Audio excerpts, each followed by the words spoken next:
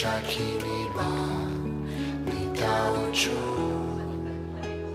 Cheke Cheke Cheke Nitaya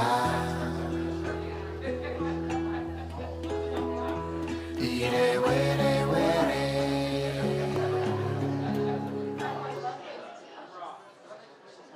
Maggie Rose.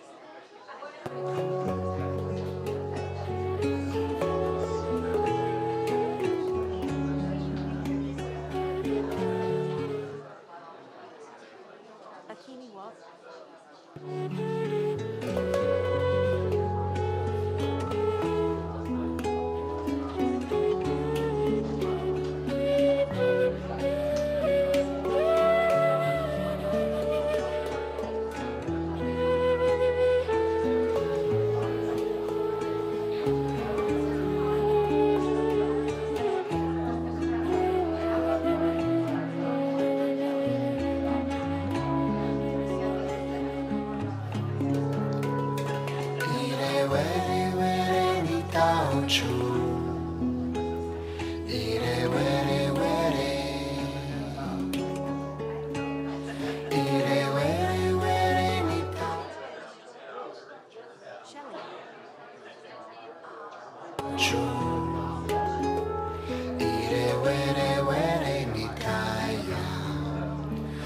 Chakiniba Nikauchu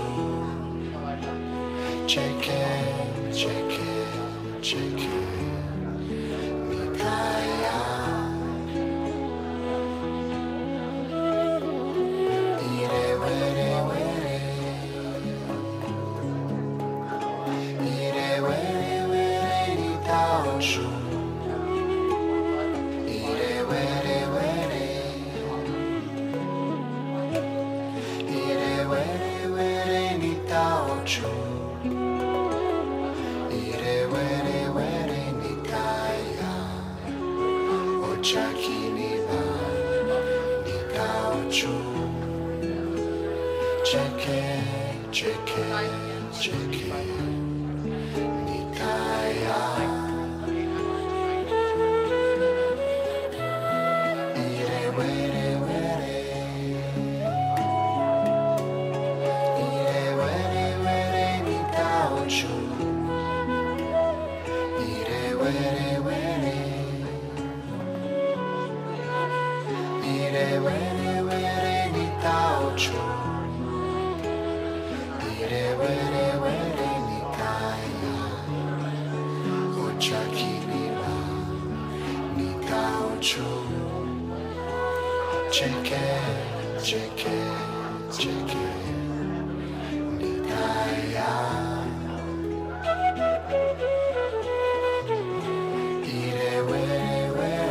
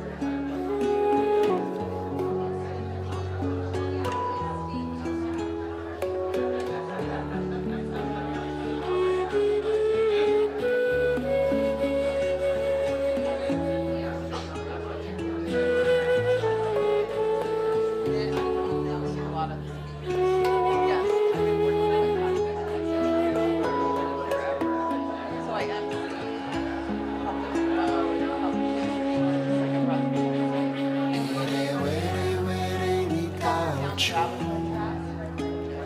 Ire were were. Ire were were ni tao chu. Ire were were ni kaya. Ochakini ba ni tao chu. Cheke, cheke, cheke. Nikaya Ire were were Ire were were ni tao chu Ire were were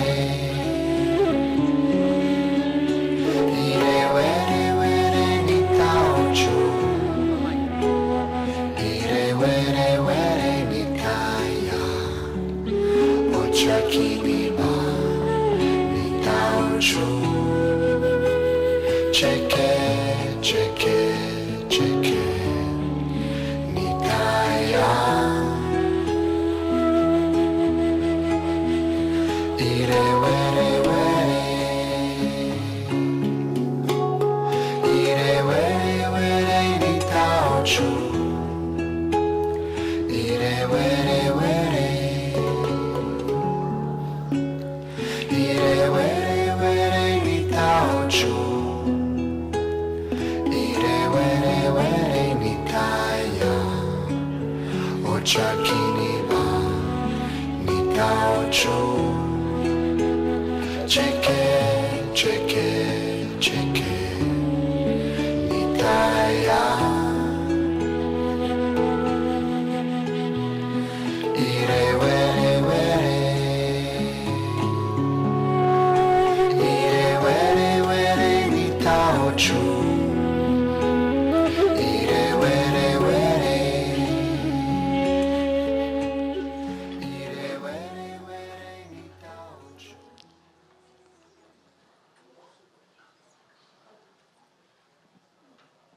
Welcome, everyone, to what's going to be an amazing workshop today, to the second day of Conscious Life Expo. Hasn't it been amazing? Isn't this an incredible blessing to us all? And to have so many people showing up with such passion and such interest, it gives us a lot of hope for the planetary ascension that's happening now. And you are in the right place at the right time to be with the beloved TwinRay. They are amazing ascension teachers, international teachers that have come to the planet now to be way showers for us, to teach us about the awakening that's happening now. And also, they are a demonstration of what it's like, what it's to be like with an ascended relationship. So they are living it, they are breathing it every moment. And what I've heard in the New Earth, that this is available to a lot of us coming up. So they're going to give us previews of coming attractions of our own lives. And what they demonstrate for us is that it's not about looking for the one. It's about finding the one, the oneness together in heart and spirit and soul. And they have an amazing story in this lifetime. They met at the Giza Pyramid, and they recognized each other as deep soul unity, and that they'd been together for many lifetimes, and that they came to the planet together to serve this mission. So they united at that time. They got married in the Giza Pyramid a few days later, and they began their mission of going around the world, working with the grid lines, and then created a retreat center in Ashland, which they have now. That's incredible. And it created so many things. And what's so beautiful about finding your divine partner, it activates your divine mission at a whole nother level because you unify your missions. And they're a true demonstration of that as well. And so you are so fortunate to be here, and I understand it creates also a lot of bliss and love and joy in your life to constantly be aligned in ascended 5D relationship. So now I present to you with such joy and honor Sanandaji and Shekinah Ma, the TwinRay.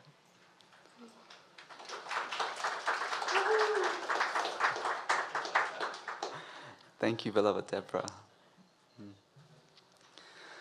Blessings, everyone. It's a joy to be all together again last night for the ones that joined us. It was a bit of a celebration party in the end. And today we get to focus on something that's really close to our heart, and actually the first time that we're publicly speaking into ascended relationships. So this is something that we want to not only inspire, but to create a template and framework to see that natural unfoldment. And what you'll come to recognize is that it's really just the inside job. Yeah, it's an inside job. It's the inside service. And that inside reflects the relationship and how you relate to life. In order to understand a sacred union, you must also understand the sacred universe. And what is the sacred universe? How do you walk in reverence? How do you experience the sacredness of your life as it is right now? Not as you wish for it to be, not as one day it may become, but as it is in this very moment. The sacred breath, the sacred existence, that you exist is sacred. And so bringing everything back to that quintessence before we begin is very vital for where we go next. And we wanted to share some footage that's, due to technical difficulties, last night we weren't able to share. And this was just to depict what occurred in 2017. One of our students, actually, as we were going up and down the Nile, we ended up at the Giza Plateau. And there's some beautiful footage of just this beam of light that was coming through the sun. And what we're sharing is that there's different grid systems that are unifying on the planets, but it's also creating this magnetic and this attraction to having more of divine unions coming together. And so there's a significant event that occurred, and it's ongoing. It's not something that just happened one time. It's an ongoing influx of this powerful energy that's coming into the planets. And it's really compelling each other to unify, not just in relationships as couples, but also coming together in community, coming together in unity. And a lot of what ascended relationships that we're going to cover today is just the different aspects of how you utilize relationship in your life as a tool for transformation, but also as a vehicle of ascension. So relationships can also be very profound in the way that they can help reflect back to you those aspects that you may not want to see. They can also be quite profound as vehicles of ascension, that sacred tantric connection. And when we say tantra, we're speaking about the weaving. Yoga means union, and tantra means that weaving in and out. And if you see flames on a fire, that's exactly what they do. They weave together. They dance. They dance. And that's essentially what a relationship is about. It's about the dance. And we wanted to open up just to show this. This was some footage that was taken just on a camera on the solstice, the 21st, where we had private access to the pyramids, and then we went to the pause of the Sphinx. And this was the time. We were getting married. Just after we shared our vows, actually. And this was this powerful occurrence where we didn't know the science of it at the time, and it took actually some time to actually pull the pieces together. But this is what we have spoken about, the cosmic dragon lines that have this plasmic radiation that's coming in through our atmosphere and stratosphere, reverberating off the crystalline core of the Earth and creating these cymatic vibrations of these geometric structures that is like the grid of our planets. And these grids are unifying, And these grids are bringing in a new species, a new genetic species. It's proven that cosmic radiation or cosmic rays actually influences the genetic structure and creates mutations at a genetic level. And so this is just something that we wanted to show today because we didn't get the opportunity to show last night. But ultimately, it's just depicting that we're in this profound time of prophecy, it's this profound time of purification. There's many indigenous stories, there's many different stories of sacred scriptures that speak to this time now. And so sacred unions in this time are so pivotal because it's about bringing back those aspects to reunite and serve this time, serve this cycle that we're living in that we call the Golden Age. That's right. It's been very difficult for unions to come together on this planet because of the grids that we spoke of yesterday, because of the Kali Yuga energies that have been deeply seated within. Of course, divine unions can't exist in a place of conflict. Of course, they can't exist where there is so much density, because divine union is pure light. It is pure love. It is unconditional in its most truest sense of the word. And for most, that might seem almost an impossibility. Relationships are generally based on what one can do for another. And if they're not doing, then there's a retraction of that love, a retraction. And so, how does one experience truly an unconditional relationship, even if the expectations that have been set in place are not being met? And do you still have expectations in such a relationship? And what does that mean if you don't? So through the container of this workshop, we're going to go into the 4 key aspects that set up the container for a long-lasting, a long sustainable relationship, an unconditional loving relationship.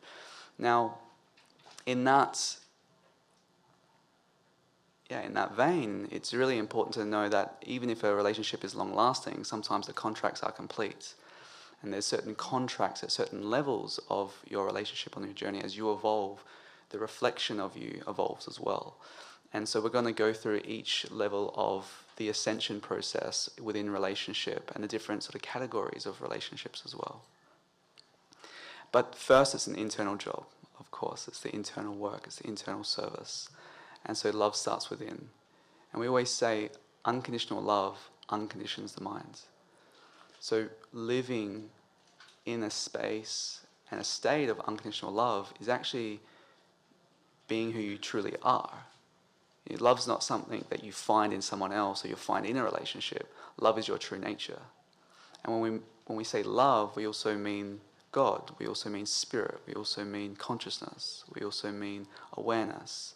We use those words somewhat in a direct correlation to the true nature of your being. And so love has to be found within, and relationships are a tool to find deeper and deeper levels of that love. And the beautiful miracle of love is that there's no end to it. The miracle of it is that when you think you can be filled with so much bliss and love and joy, there's so much more. It's like it's just like when you see the mirrors as they reflect this endless cascade, sort of the fractal experience. And that's the true nature. That's within you. It always has been. And it's what everyone's seeking and trying to find. And then once you do find it and you taste that sacred nectar, it's about living it. It's about being it. And never allowing that to be distracted from you. So at this point, it's important to mention with relationships, are they distracting or are they destiny? Certain relationships might be distracting in life. That's the main question for today. Is the relationship a distraction or is it a destiny? And how do you know the difference? Yeah. And what we mean by distraction is that we fully believe that this life the main purpose of this life is liberation. What liberation means is that ultimate freedom. So to illuminate the truest aspect of yourself, of the big self, in full transcendence and being free from all suffering. So at the macro level, when we speak of the golden age, what we mean by that is it's peace on earth.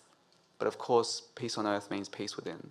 And that means unifying all those pieces, all the fragmented pieces of the psyche, of the soul, back into the one spirit of self.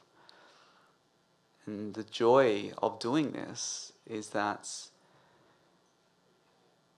it brings you to your absolute deepest depths and sometimes to your knees. And when you surrender to that true force of love, that true power of love, it allows you to make sense of all life.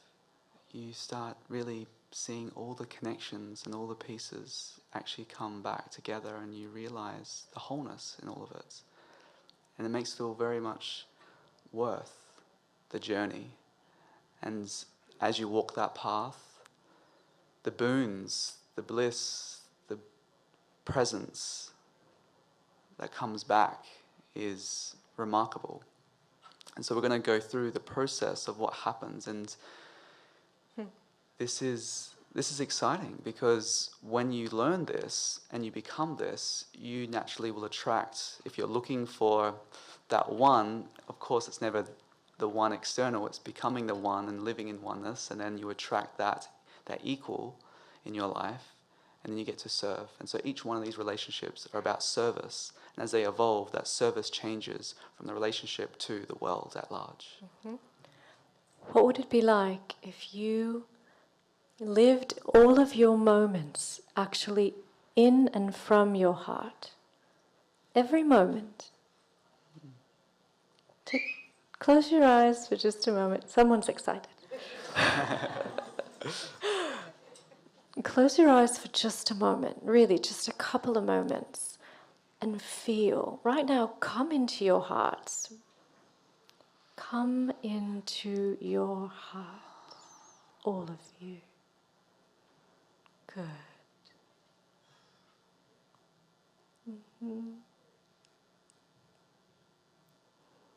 It can be beautiful and it can be painful in there, but either way, there's beauty waiting. Good.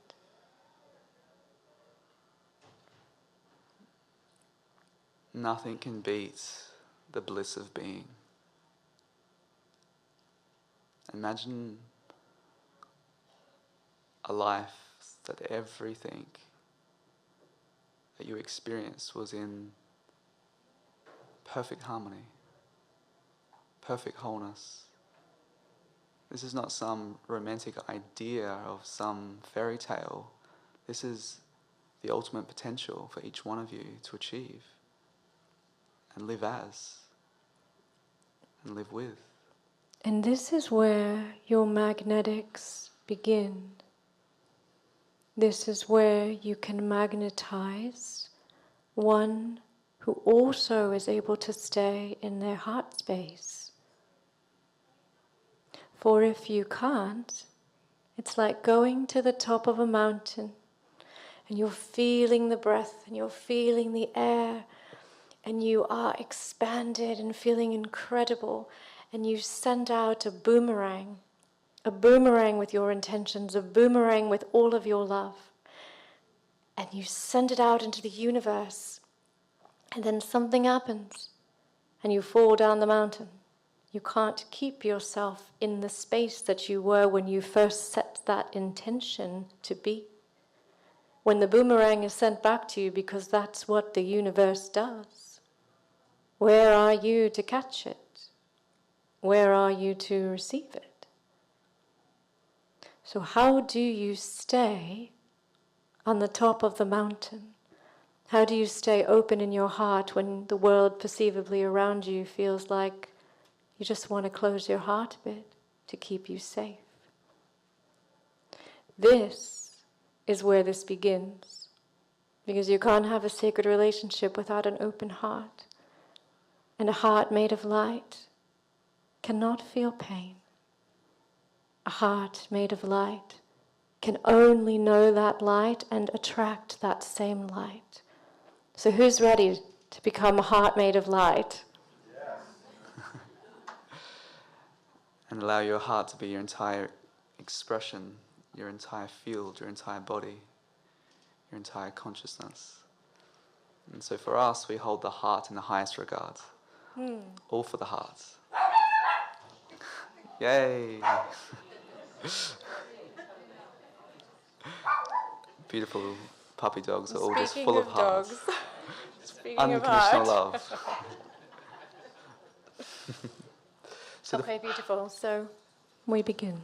So the 4 aspects, we're going to start with right place. So these are just sort of the framework to create a long-lasting, cultivated container that helps the relationship evolve. And so this is like the inception and the seeding of that. So right place, it can speak into that synchronistic, serendipitous moments of connecting at the right place physically, but it's also really speaking into where you are within your life, the right place within yourself, how you feel about yourself, and what work you've done in your journey, because whatever work you've done or haven't done is going to reflect into that relationship container. And full disclosure, relationship is the vehicle to relate to yourself. Relationship is you relating to yourself. That's what it is. It's just a mirror of you. That's all it is. And the deeper you go within, the more that you reveal your true self and you go into the intimacy. Into me, you see that purity. You become transparent in that light. You don't hold up those defenses anymore. You let them go. And you are vulnerable. And you find the great power in that vulnerability. Can you be fully vulnerable if you might get hurt? There's no guarantees you won't. But if you don't try, you will absolutely be hurt. Because a closed heart is always hurting, even if one doesn't know it. So the key aspect to this level of really knowing where you're at in your life is discernment. That we go back to this key framework of discernment every time, discerning between love and fear. Are you ready for that? And sometimes you're not ready, and it comes anyway. And you have to find your feet, and you have to find the center of your heart. It means that a stronger part of you that has more dominance in your reality is ready. Yeah. So do you surrender to that?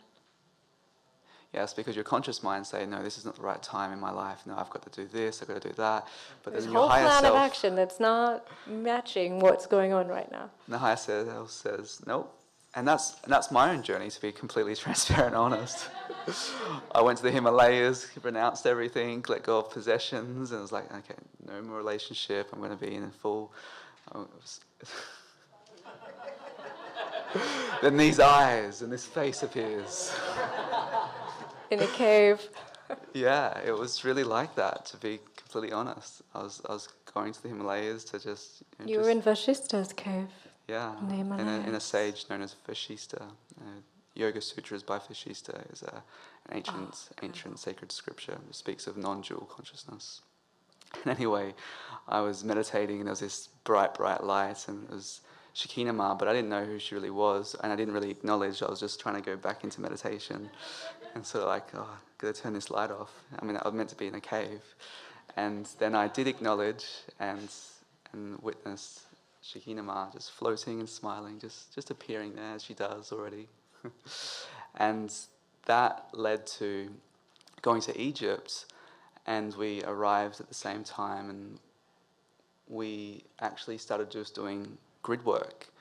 Our magnetics was just focused on grid work. But the work was, yes, it was grid work, but it was also happening with inside of the body. The grid was the body. Yeah, and the grid is the body as well. It's important to know that.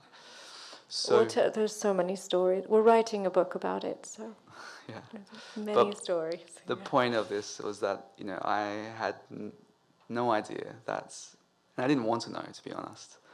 And it was, and is completely magical. And to the point came where I couldn't deny that this is my wife. And so just in speaking to right place, it doesn't mean that you consciously agree that it's the right place in your life, because there's a higher force at play. There's a higher aspect of you that's guiding the show, so to speak. Yes, and who listens to that? Let's say you are casually lounging around your home and all of a sudden you get a feeling or you have a sensation, or if you're very attuned, you hear you need to go to the store right now, or get up and go to the gym, or whatever it is that you're being told to do. Do you listen? Do you listen to that is guiding you lovingly, the hand of the divine saying, I have another plan for you than you seem to think at this moment? Do you listen? Yeah. Would you get up and go? Or would you say, oh, I'm too tired, or I'm busy, or I don't know if I'm really feeling or hearing correctly? Do you trust that? That's where the right place comes in. Are you paying attention to the synchronicities? Are you paying attention to the messages that could bring you to the right place? You see, we gave up our free will a long time ago, fully moved by the momentum of what needs to be. And it takes that. Yeah. And that leads into naturally right time. Listening. You're not in linear time, but you're listening internally. You're listening to that inner voice. And cultivating that connection is so important. And so right time also speaks to that emotional quality as well, to allow the true sense of the words, the energy in motion, the energy to move you and to guide you along the path. And allowing that, making sure it's coming from your heart. It's not coming from the lower centers, it's coming from the integrity of the heart. And it's not coming from a place of lack or a sense of security, but it's coming from a place of intimacy with your own connection with yourself. And so that timing, so each level of this is the physical, is the physical body coming into the right place. And the timing is the emotions, the energy in motion, that right timing to make that alignment, listening to that guidance. And the third is the right conditions, like the mental framework. Is these beliefs that you may have about how you must be or how someone must be. The conditions that you may have placed as expectations that will only lead to disappointment. Your list. Yeah, your list. Everyone's heard by now, you have to become your list. You write the list of what you want in your life, and then you have to become that very list so you can attract it. And you have to do the work, you have to do the courageous work. You have to go inside, you have to go deep inside yourself, excavate, go into the shadows. And a relationship is not about what one can do for you, how someone can make you feel, how someone can fill you. Mm-hmm. It's about what you can give, what you can offer, what you can make someone else feel. And if both of you are in that space of putting each other first, in that true service to the beloved must come first. And then everything else is just natural. Because your devotion opens the heart. Devotion purifies the mind. Devotion is the key to feeling inside of you something that you never knew possible, and it will bring you to tears. And those tears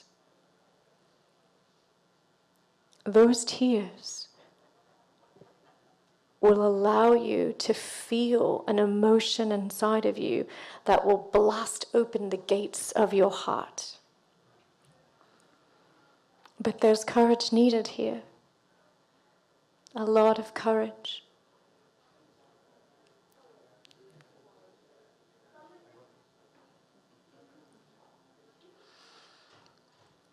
And the conditions are an important aspect to understand that it's not you. You know, the mind's conditioning, the parental conditioning, the influences. It's not really you. It's what's been learnt. And so it's really important to see if that's binding or if it's freeing. And any condition that is binding, that's the only thing that makes each one of us different, is the conditions, the conditioning of the minds, the causal body, different soul karmic records, so to speak, and the different programming that you've learnt. And that conditioning is very important to reveal and see it as it truly is. And the relationship will bring that up for you. You'll see yourself more clearer than you have ever. And it's important to do that internal work. And then the next layer to that is the right connection. So what level of your bioenergetics are you connecting in a relationship? Mm-hmm. What level of the bioenergetics are you actually looking for a relationship or sustaining a current relationship? And the process of the ascension and ascending relationship is when all of your centers, not just the 7 personal chakras, there's so much more on the map of your bioenergetics, but they're all connected. They're in fact infused together. It's called the mystical third, where 2 bodies come together and they create a whole new energetic field. And that interconnection is important to see. Where are you trying to make a connection? Whether you're trying to attract a relationship, calling in a relationship, looking for one, living in one, sustaining one, serving in one. And as Shakina Ma just shared, that the relationships are designed to be of service to the other, where you serve the other. And always you serve the sacred feminine first. And you also serve that sacred feminine inside, the masculine body. So serving and being in service to the other, it's you wake up in the morning. How may I serve you, my love? Yeah. How may I serve you? And to live in that service to each other and allow that container to be overflowed with that true, authentic love to then serve others. And when you are in harmony with yourself, you can be in harmony with others. And if there's any misalignments in the bioenergetics of your bioenergetic field, or even the biocircuitry system, that will be exacerbated in order for you to see it. In order for the 6-year-old programming to come out, in order for the 10-year-old program to come out, all of those conditionings to come out. And the key to all relationships is that when you acknowledge that if you are in a triggered state, that it has nothing to do with your partner. And that's a massive one. And honoring that first and foremost, saying, I'm triggered and it has nothing to do with you. That's noble. That's courageous to really take full ownership of how you feel. I feel this and it has nothing to do with you. And not just, it has nothing to do with you, but really you shouldn't do this, and then you're going down the blame game. But you actually come from a space of authenticity, and you step back and you pause and you acknowledge that. And we're going to go deeper and deeper into each of these levels as we show the ascension of what those categories or aspects of relationship, as they mature, as they evolve together, not just physically or emotionally or mentally, but also spiritually. And that's what these 4 key aspects are really speaking to. Physical, right place. Emotional, right time. Right conditions is mental. And right connection is spiritual. And so making sure, and there's an easy way that you can also just scan yourself You have powerful equipment. This sacred body is the most advanced technology, and you can use simple techniques in order to scan your system. Maybe you have great sight and vision. You can just see it clear as day where the connections are. But you can also use just muscle testing, for example, a real simple muscle testing, or a pendulum, or other sort of bioenergetic tools to support actually what dominant level in your energy field are you expressing from. That's the main thing. Where is your dominant point? So if you were to close your eyes, just again quickly, where is your dominant point? Is your dominant area that you transmit from your solar plexus? Is it about power? Control. Is it about control? Is it feeling insecurity? Is it not feeling you are supported in the world? Are you lower?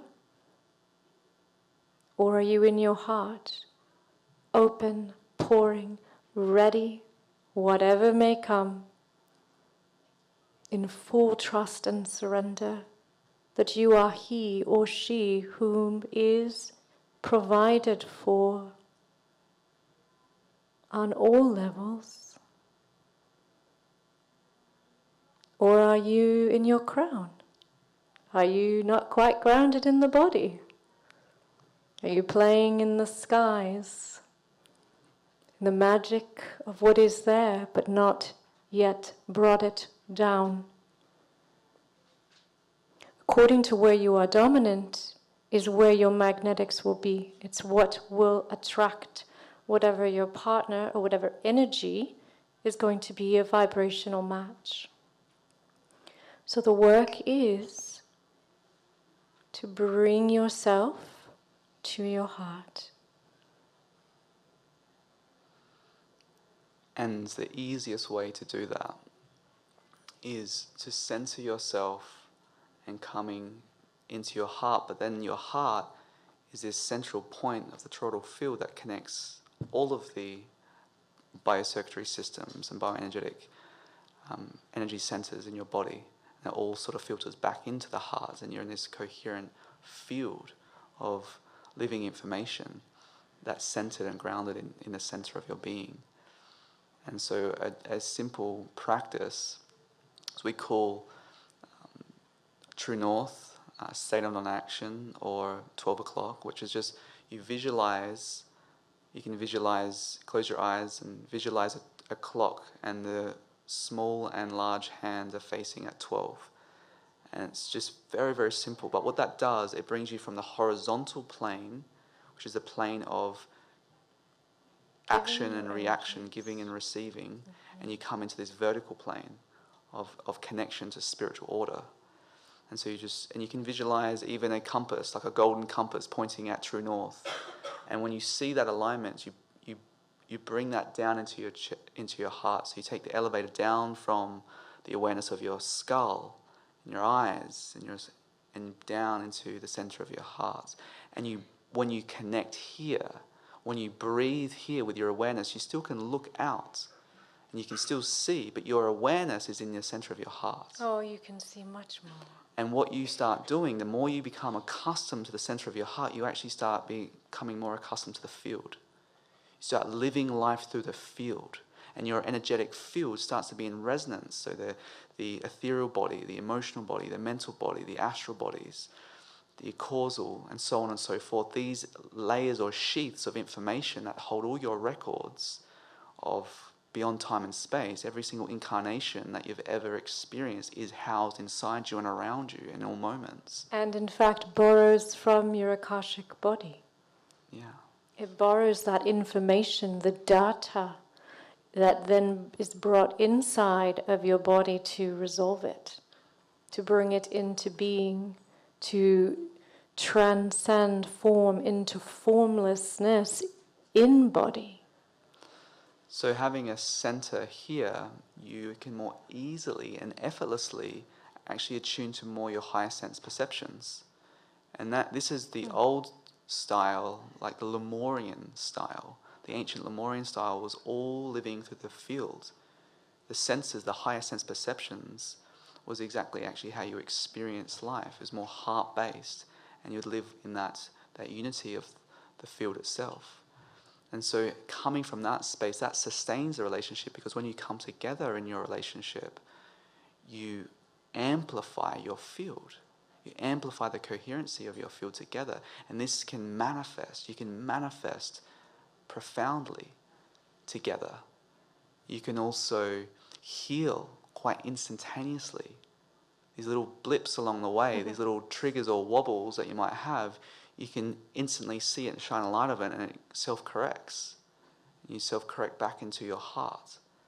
Everything that seems to be a wounding, that seems to be a trauma, that seems to be a drama, a pain, any level of suffering, all that is a notice, something for you to notice, to heal, or return back to yourself. It's just a sign for you to say, okay, I have to pay attention here. And when you pay attention, that energy, that trapped energy that's been trapped in the misinformation of your field, all of a sudden becomes circulating into the biodata of your sacred temple, which is this powerful technology, and then you can return that energy in life force. And you no longer have to experience those lessons again and again. So right connection is something that is always to focus on and be consistent with. Where are you connecting in? And once you have that center heart connection, then you can actually bridge. You can bridge those relationships. You can bridge into higher realities together as well. Surrender and trust. And the aspect of surrender and trust is the masculine and feminine principle of life. So surrender is the receptive energy of these information centers receiving energy into your biology. And that's the masculine. It's the purpose of the masculine is to surrender to the feminine. To fully surrender to the feminine. What does that mean?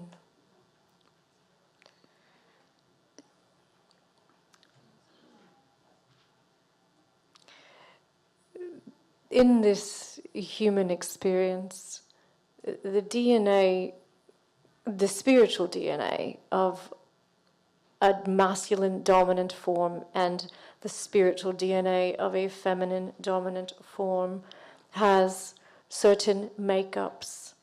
And with those codexes of information comes lessons, it comes manners and ways of needing to reattune itself so that it can conform and become one with its other half of its makeup. In the feminine form, the feminine must learn to trust the masculine. And the masculine must learn to surrender to the feminine. Without both of those being met, a divine union is only a myth. So, in order for that to be, you have to do the work inside of you. Because to be able to trust at all, trust is binary. You must be able to trust yourself at the depths of you. And you must be able to know yourself at the depths of you. And the same for the surrender. You surrender and you trust that the grand plan and the grand orchestration is working with you and for you. And that every moment you have in relationship, in the vehicle, the vessel that carries you closer and closer to the ascension, the mirror that you have right in front of you, is there to only bring you higher, to only bring you deeper. You cannot go higher unless you go deeper. You must go deeper first, and that is where you strengthen from to then be able to go higher. So your bioenergetics also responds when there's a misalignment or a out of balance or imbalance that's happening within your energy. So if your chakras are too dominant in the front, then it's focused that you need to learn actually that surrender, to actually receive, be receptive. That's what surrendering is, it's being receptive. And this is also an internal process, your masculine and feminine aspect inside you, to receive the guidance, surrender to that guidance. When you know what to do, you have to do it, and you have to listen. So listening, receiving, reception.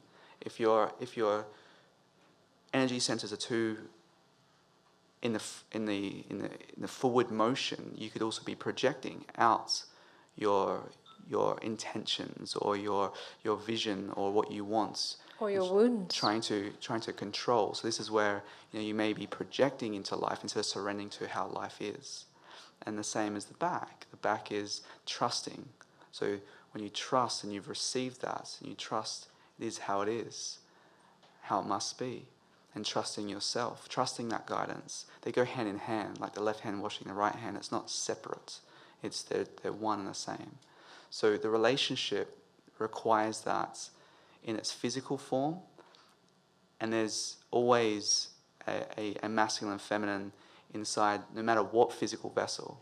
If it's two female, two male, doesn't matter. It's the gender of polarity, the universal law of polarity through gender. And that's what we're speaking about in the surrendering and trusting. And that shows up in your service. And it shows up in your energetics of how you're wired or how you're wiring yourself. So from this aspect, this is sort of the framing to understand or understand what needs to be done in order to live in harmony with the physical, emotional, mental, and the spiritual aspects in that container. And then now we're going to share and go into the different dimensions of ascending relationships, the different sort of categories as they evolve, the evolution and what unfolds in your life, and maybe what's to come in your life as well, in relationship. And of course, we're going to just remind everyone, this is also yourself, relating to yourself. And a relationship needs to be focused on that beloved, the one beloved, that then you serve in the other vessel. You serve the beloved in the other vessel, whether it's the masculine in service of the feminine, or vice versa, in different ways. But you're serving the beloved. Your focus is of God, of the divine, of source. And then you're utilizing the vehicle of this relationship to serve that first and foremost. Oftentimes what happens within relationship is that instead of seeing the other one as that spark of the divine that is equal to that spark within you, it's almost as though it's an excuse to see all of the depth of trauma that has not yet been revolved or resolved inside of you and the other person. What if that was switched? What if that was flipped? What if you no longer saw the trauma that you've been through in your life in the other person, but in fact, you saw your courage, you saw your opportunities, you saw your triumphs, you saw the beauty, you saw all that was good and pure and holy. That would then mean that you would look in the mirror, your true mirror, your mirror that you see every day, the one that's physical, and you would see those things also inside of you. So if you can start to see those things in a mirror, you can start to see those things in your partnership that is your mirror. And thus you can start to see those things in people in the world. It has to start within. It always does.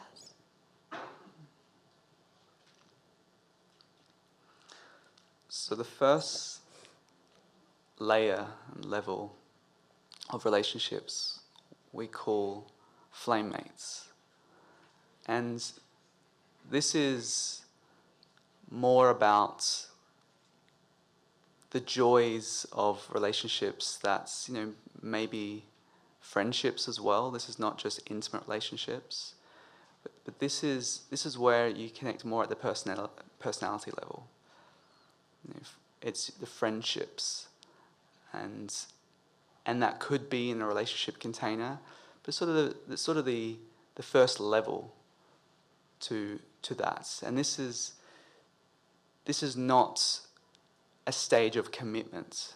This is more of a stage of just playing with energy, playing in that dynamic.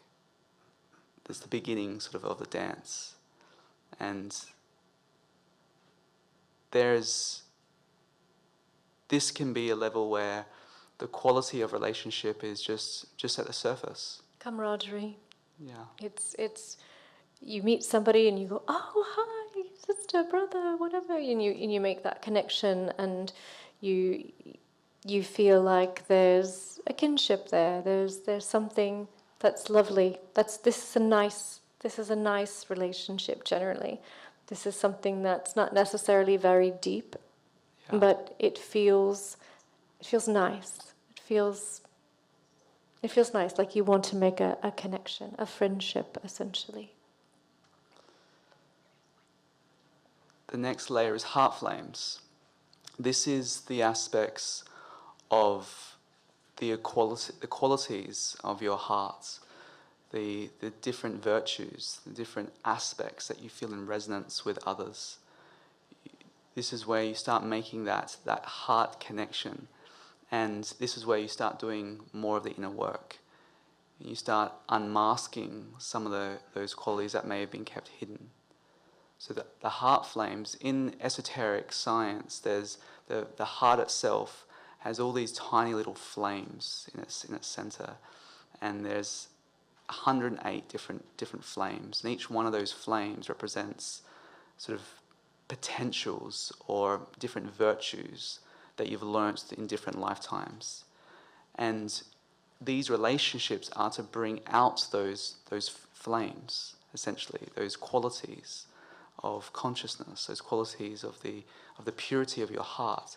And so you turn those flames into a fire, and you become the embodiment of that. And this is where you're learning to go deeper together, and you're learning to actually bring out those inherent values into the container of your relationship.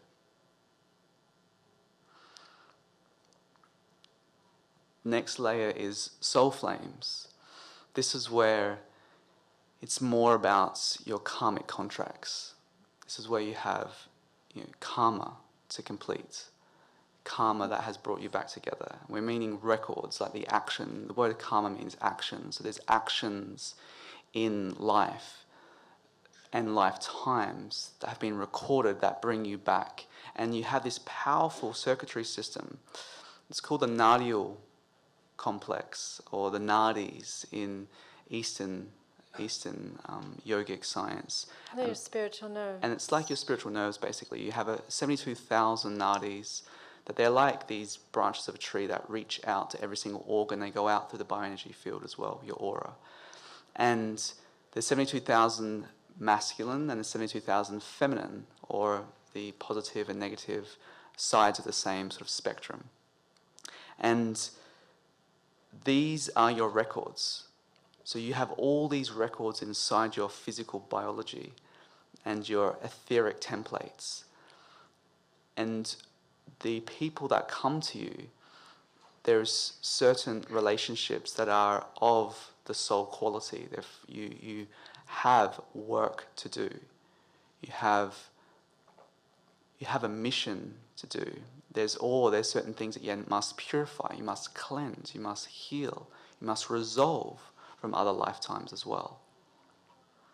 These are souls that come together lifetime after lifetime after lifetime to exchange roles, to play in the realm of embodiment. What does the soul want to do? What is its purpose more than anything? It is to embody. It is to experience reality many, many, many different ways, so that the roles are always reversed when needed and equal in its karmic action.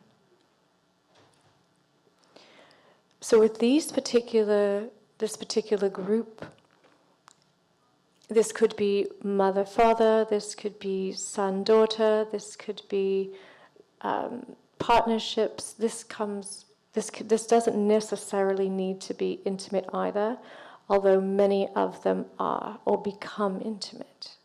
Or you can feel an intimacy with it, even if in this lifetime those roles aren't as clear. Does that make sense? So to have the scales balanced, so to speak, the internal workings of the nadi also means just river, so it's like river of information essentially, like these ethereal information points that flow through your body, and they create certain magnetics that pull in certain experiences, people, events or situations that you create in your life. So this is when you attract these soul relationships, these are already predestined before you've incarnated. And through esoteric science, especially with esoteric astrology, a lot of this information is based and held within the angulation of certain planets that come into alignments, or they create certain star maps. So when you come into your incarnation, your first breath, that pranic nourishment, is like breathing in the snapshot of the placement of the stars in the night sky directly into your body, and then you breathe that in, and that data starts reframing that nadial structure in your body. So your last breath becomes your first breath, and that's the divine design that sort of carries over through reincarnation. And so that's where there's certain angles of certain planetary influences that can bring people in to your life, and you have that information in your astral body, your astrological body. So you have the mapping of the stars in your energetic field already. Absolutely, you agreed to this. Yeah. You agreed to this when you came in, that the moment that you took breath, the snapshot of the stars gets brought into your pranic tube, which is also similar to the governing meridian that goes down your body, and you receive that data and information, and it starts to populate. It starts to create reality. It starts to create the people that you're going to come in contact with. It starts to create the events that you're going to be brought into, so that it is a vibrational match. It must be, or you wouldn't experience it. There must be something inside of you, no matter what it is, if it's the most elevated, incredible experience you've ever had, or if it's something traumatic, that would bring that in, that has a vibrational match there. So this is where those records are. And this is where the work is to work through This is the that fun. conditioning. Because, yeah. This is the best part. Yeah, sometimes it doesn't seem like that, but you come to learn that you make great boons from the progress that's made. But that's the funny thing. The soul loves every moment of it. Yeah, the mind might not. The conscious mind says, oh, I didn't sign up for this. And the soul says, no, yes, we did. We did. And this is where your treasures are. In this moment, to be able to say, wow, I really did sign up for this. And my soul is having the time of its life right now, because it's getting to play all of the roles. It's getting to know existence here on this planet. How amazing. It's absolutely brilliant, the design. So this field of data and information, when they aren't completely circulating, so they're not circulating the information, these riverets called nadis. Nadi means river. So when they're not flowing to the ocean, so to speak, and there's a little bit of a block in the path, there might be a binding of sorts. There might be a blockage of sorts. The energy might not be flowing there. It's like a hose that has a little kink in it. The water's there. It's ready to go. But if there's a little kink in it, it either has to push really hard to make its way out, or gently one can come and unkink it and allow the flow to continue. And so the unkinking of the hose, That's or not a word. in our most I don't technical description, is basically that friction point is going to create that attraction point to experience that. So then once you receive the data, once you receive the insight, the revelation, you receive the understanding of what that is, that opens up, and they no longer have to play in that lesson in life. So that's why you're attracting, or you're experiencing your own manifestation of your field into your reality. And it's all literally written inside you. And so at this layer of the relationship, this is where you do that inner work together. And you are here to serve, because that's some of the greatest work that you can ever do, be in service to the inner work. Because as you heal, your woundings become your medicine. That medicine is what can be shared into others and can be uploaded into the collective field for others to receive that. So any work that you do internally, it's not for yourself. It never is for yourself. How could it could be? It's always for the collective. It's always for the one spirit.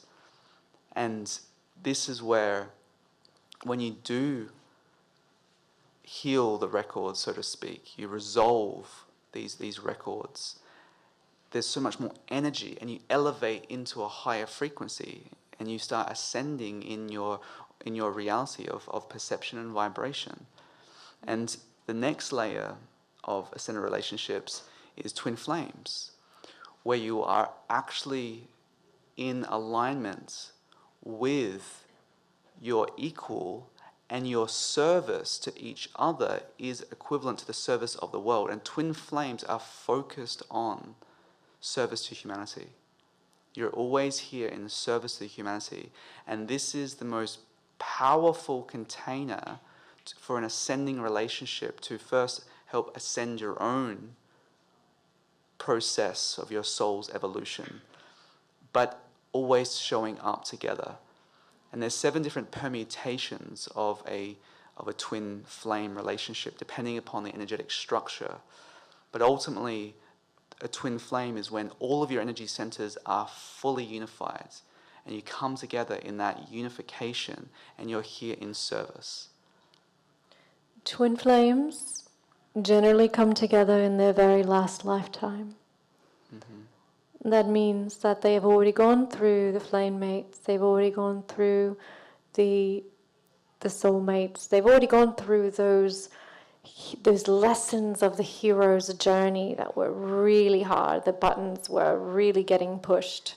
And some of the most challenging relationships they've already been through.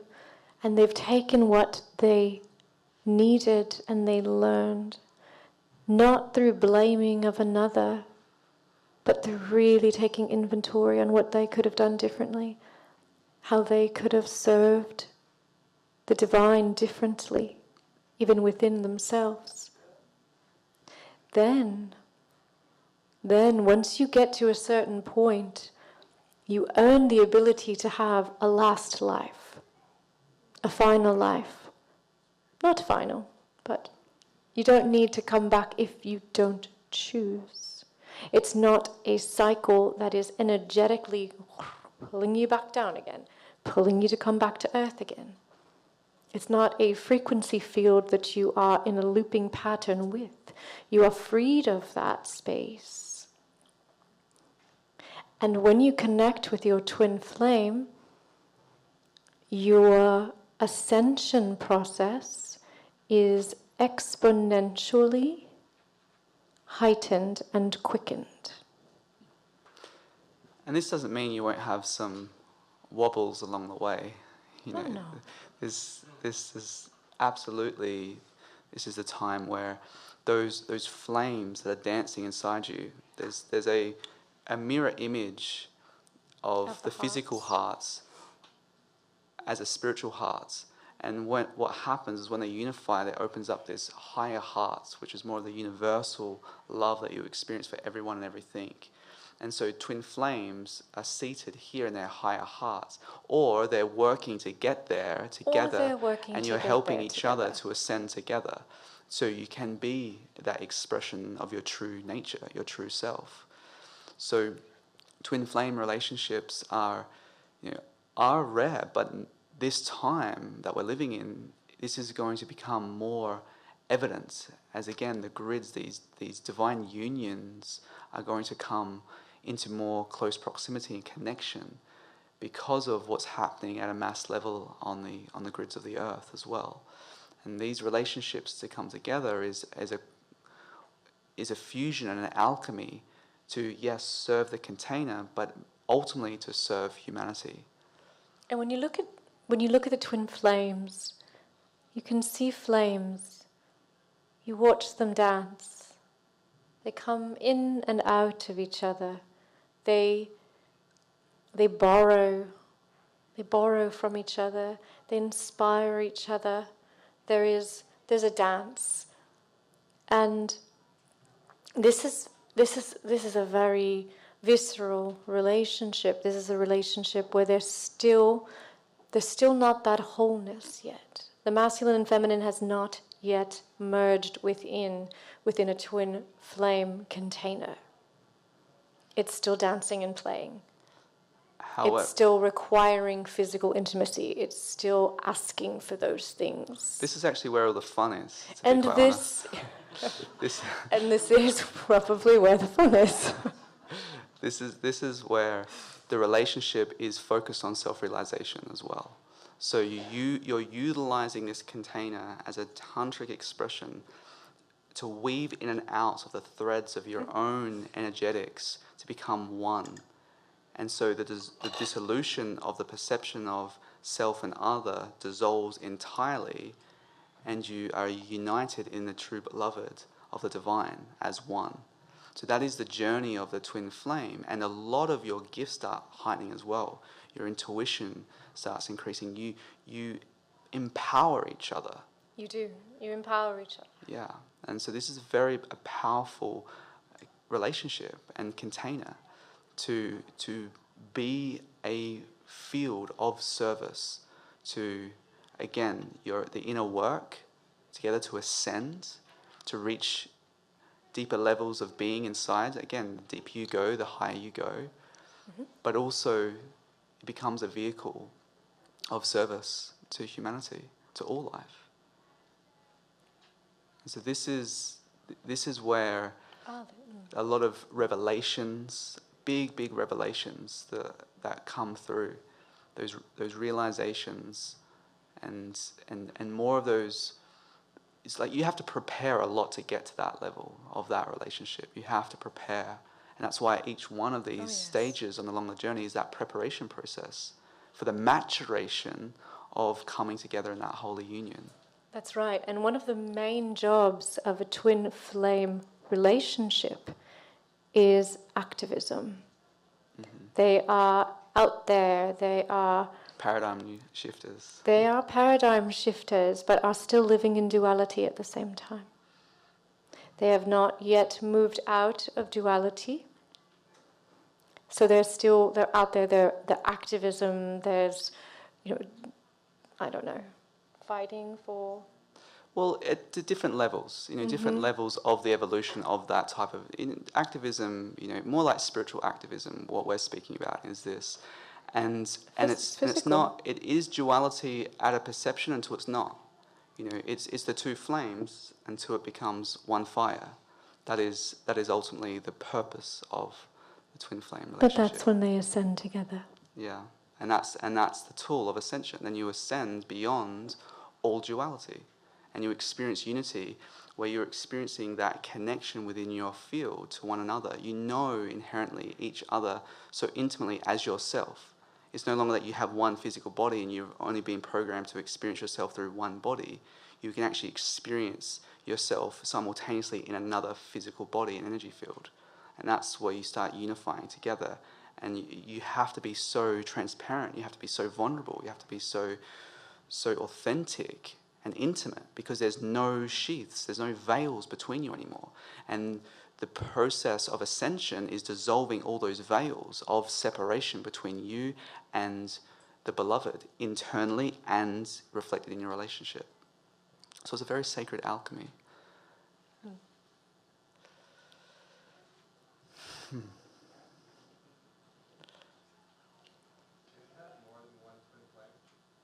Yes, there's 7 different permutations, but ultimately, until you get it completely aligned, it's when all of your energy centers merge, and that's where... And then there's only one. Then there's only one. There's only one twin flame. So there's like, you get 7 chances, basically, to get it right.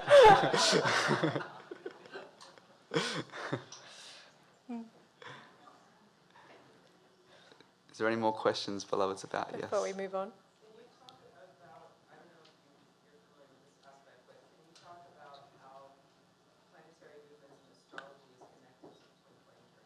Yes, absolutely. Absolutely. So a twin flame in its astrological correspondence would be the north node and the south node. So the north node and south nodes, these are basically different vortexes that the soul travels through. So the north node is the soul star chakra and the south node is the earth star chakra. And so as the soul comes into the grids of the earth and goes into those different geographic points of the actual body of earth and has chosen that place of resonance to actually go into the ancestral genetic pool, there it goes through a vortex, and the earth star chakra is that vortex that enters in, and the soul star chakra is above the crown, where it's that tunnel of light where the soul goes through after it leaves the physical body, and it goes through that. So in a star mapping, in your natal chart, which we sort of call the navel, because it's your umbilical cord to the cosmos, that astrology is your map of destiny, basically. It shows the potentialities of these connection points. And what we see in astrology is that the north and south nodes are either the same or reversed. And it's sort of like your partner is from the future and you're from the past, or vice versa, and you're here to come back into this moment of this lifetime now. You're welcome. Yes. You had said early on that a question for us to really look at is the relationship a distraction or destiny? And yet there's also there's relationships on the way to destiny in which we're fulfilling contracts. How do we discern between when there's a contract that we're fulfilling versus a distraction? Is there a way to get a blueprint so we can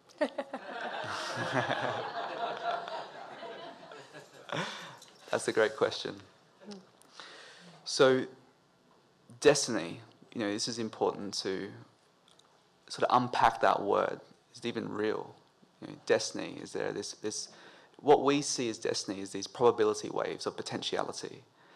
And when we look at it astrologically, there's certain transitions of planetary alignments that create these gates that are basically where this structured plasma, because all of the space is plasma and ether, and so when these planets come into alignment, they create these connection points of structure. They structure the field, or they create distance within the field. That's why when Mercury goes in retrograde, there's a distance between Mercury coming into that connection to our Earth, and they have a vibration, that's their song, that they're playing, and that's also connecting from the star grids into our Earth grids. So when there's certain planetary alignments, those frequencies send a song or a signal or a vibration. If you're receptive of that and you're in tune with that, and someone else is in tune with that, that can correlate to that point where you're attracted to that experience. You're singing to the same song, so to speak, internally, energetically, astrologically. So what can happen is that those destiny points, you choose all your transits before, because it's a cosmic clock. All the stars are basically the cosmic clock. You choose that before your soul incarnates. And so there's certain points when those markers are going to come into your life.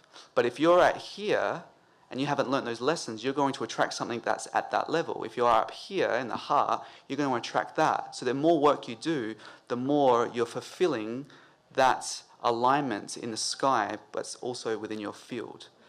So destiny is really what you make of it through what you're utilizing, through that frequency coming through, and how you're utilizing that in your life. You have a choice, you have that free will. So distractions is when it's taking you off your spiritual path. And sometimes you have to get off your spiritual path to realize that you're on one to get back on it. So it can be a paradox in that sense. So the main thing when it comes to distractions is when it becomes depleting, that you feel depleted from that relationship, and you no longer are feeling that connection that is uplifting you into a higher coherency with your truth and yourself. And it's basically more pleasure seeking. That's where it's distraction. You know, pleasure is beautiful in the right container of when it's cultivated in the right sacred way, as more ceremonial than it is as a distraction. You actually change that energy and use that energy for an ascension process, for the higher biochemical processes that occur when you evolve that internally. So distraction in this case is more if it's taking you out of your alignments. And you can see those alignments that we showed earlier is when your body is speaking to you and you're completely out of aligned. And sometimes you're in a relationship and you get completely misaligned, but that's because you have to reset everything, and your partner is a catalyst to reset your entire framework as well. So it's not a one-size-fits-all model.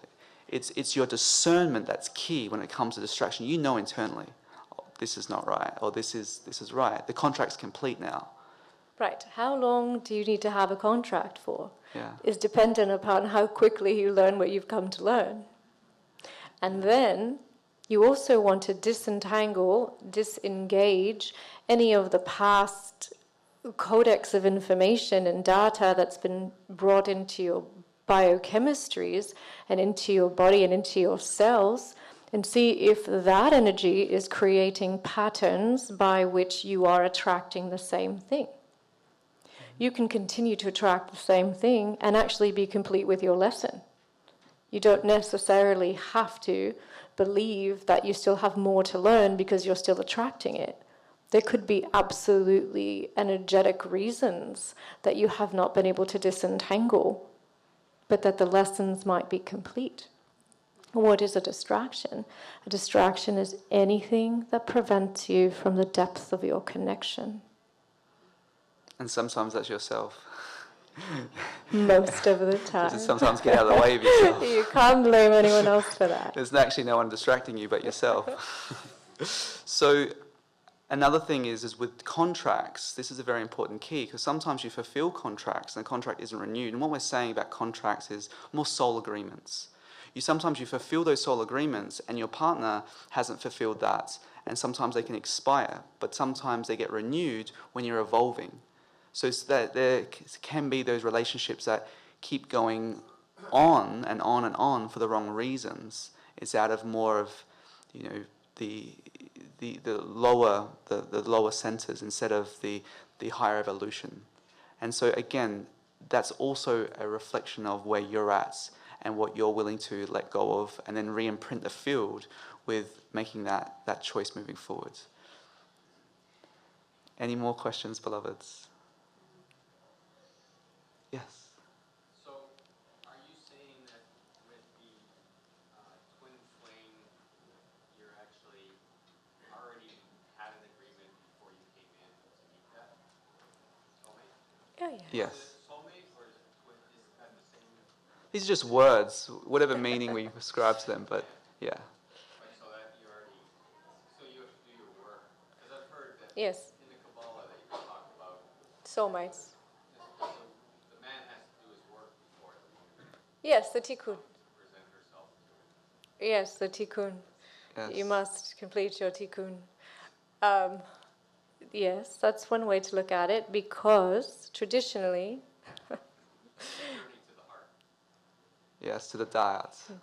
Yes. Yeah, so the answer is yes, doing the work. you've done a degree of work to prepare yourself for that twin flame. It doesn't just happen. You are absolutely prepared. It's an attainment. And it is an attainment of the soul to be able to truly have a twin flame that remains with you in partnership and you ascend together. Yeah. And That you're is right, an most attainment. of the work is actually the masculine. Yeah, the masculine has to do most Yes. of the work. The feminines are waiting. They're like, come on already. And it's the Yes. men that need to pick up. Yes, in Kabbalah, the female are known as the helpers. Yes, this is funny.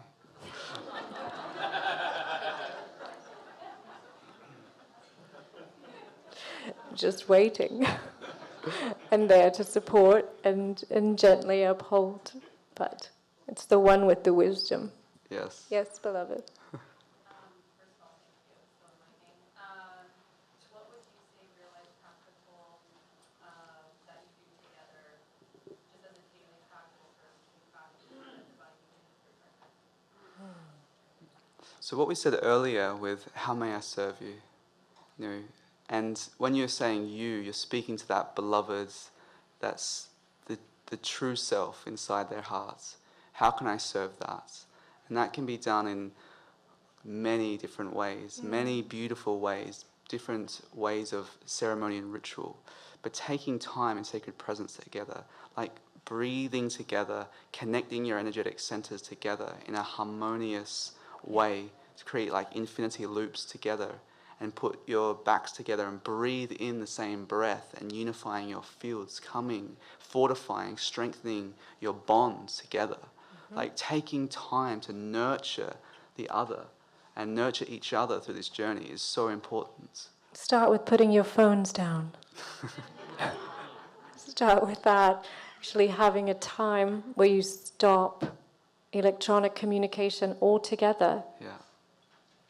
And give yourself the gift of intimacy together. This doesn't necessarily mean physical, sexual connection. It means heart to heart, emotion to emotion, presence to presence. And how do you do that? Yes, you can put your backs together, align and breathe together. Spinal breathing up and down. Can you hear me? Okay. Spinal breathing up and down together, connecting your hearts, listening to something as simple as each other's hearts beating, paying attention to that life force that is within your partner. Those simple things begin to create a connection unconsciously on all these levels. And it's important as we complete this beautiful time together, is that just stopping when you're in that moment of a trigger response and you've got 1,000 thoughts and work or service has been busy and you're not completely present with each other, that make it your practice that any time you're communicating, you're fully present with your beloved, and make that your practice of mastery. And if you're not in relationship, in that physical, you're always in relationship. You're never not in relationship. It doesn't matter if you have a partner or you don't, you're always in relationship to everything. And so that's the practice, is be here and be fully aware and fully present with whomever that you are blessed to cross paths on your journey.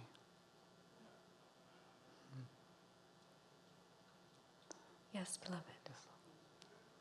You guys have the most beautiful glow about you, and so I'm just so honored to be in your presence. Such love. And I just wanted to ask you, I've been communicating with mine ever since the pyramids as well. And he came through the temple guardian, and I was taken away, and ancient rituals were performed on me, and then my beloved came through Temple Garden as one of the gods of that time. And I've been communicating through him in spirit, and I keep telling him, you need to come down here. And I have to go over and say, well, no, Lord, I think he's up on the ship, and, you know, he's at that place where he can't come down to be with you. And I'm like, no, I won't believe that. You know, I've always known as a child that I'm meant to have that soulmate, that twin flame in my life. And so I just wanted to ask you, is it possible, if they can't come down, you know, then, you know, I said, well, then bring me the right one. Okay. So I wanted to ask you, but I still believe that, you know, he is here, it's just taking us a little time.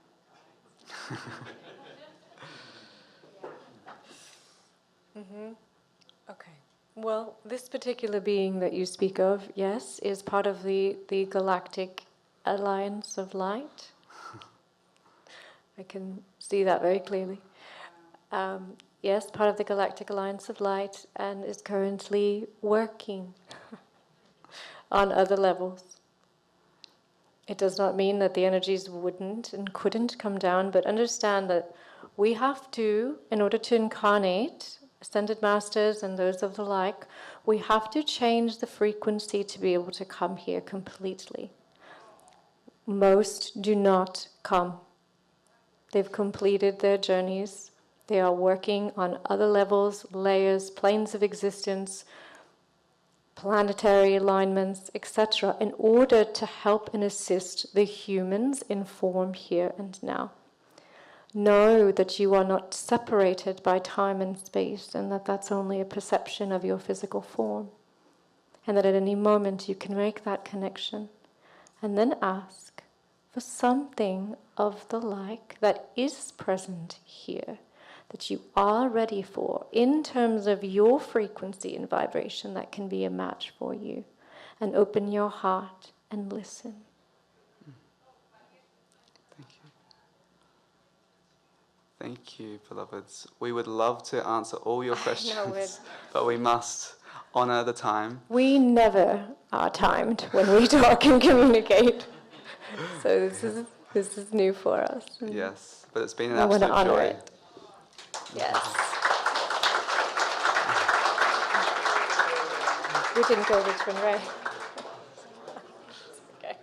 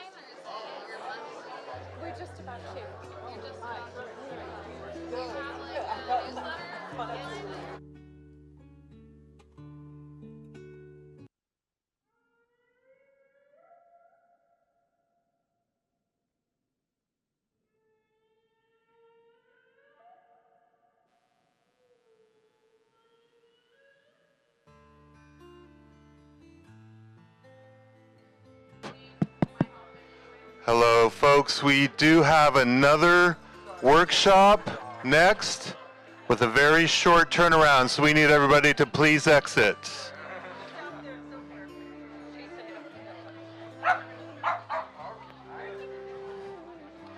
Once again, we do have another workshop and a very short time to turn around, so we need everyone to please exit through the door and take your side conversations down the hallway. We very much appreciate it.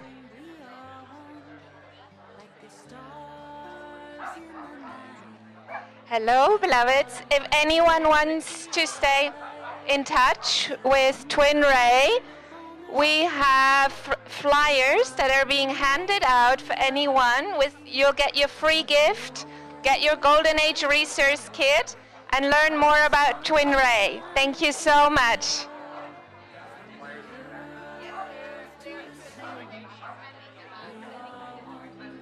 The flyers are by the door. You can get them as you're exiting.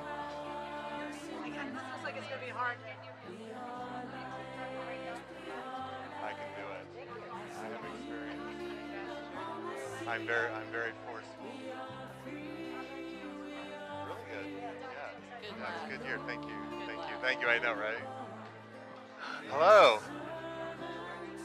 Very good. How are you? Nice to see you. Should I say hello? Same time 2 years ago. I know, right? I love how we always end up in the same room. No, we'll go to y'all. That's awesome. You tell the man in the white coat to help his guests leave. Yeah, If yeah, I'm he'd going stop to. standing there and talking, Yeah, I'm going to do it. people would leave. I know. Thank you.